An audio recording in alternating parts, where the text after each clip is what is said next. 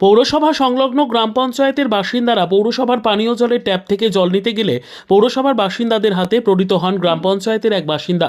অভিযোগ, গতকাল পৌরসভার ট্যাপ কল থেকে জল নিতে গেলে বালুরঘাট পৌরসভার মাস্টারপাড়া এলাকার মহিলারা মারধর করেছেন ভাটপাড়া গ্রাম পঞ্চায়েতের বৈদ্যনাথপাড়ার বাসিন্দা স্বপ্না মালী নামে এক বয়স্ক মহিলাকে। এ বিষয়ে গতকালই বালুরঘাট থানায় অভিযোগ জানানো হয়েছে।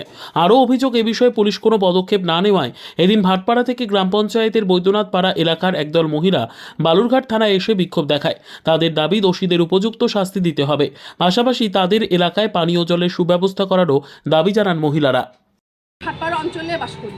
মাস্টারপাড়া একটু ভেতর সাইডে আমাদের বাড়ি। আমাদের ওইদিকে কোনো পানীয় জল নেই, জলের আমাদের প্রচণ্ড সংকট। সবার পক্ষে তো জল কিনে খাওয়া সম্ভব না।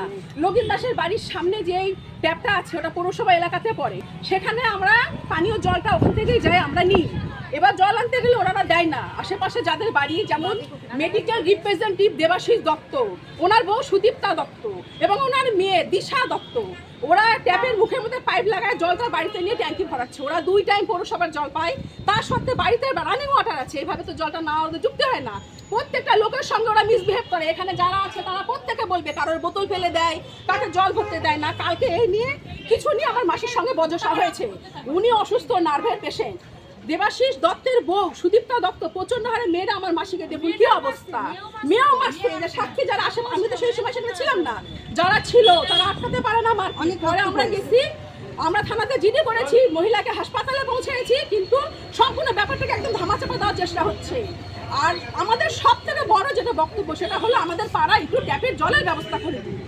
ব্যুরো রিপোর্ট, উত্তর বাংলা সংবাদ।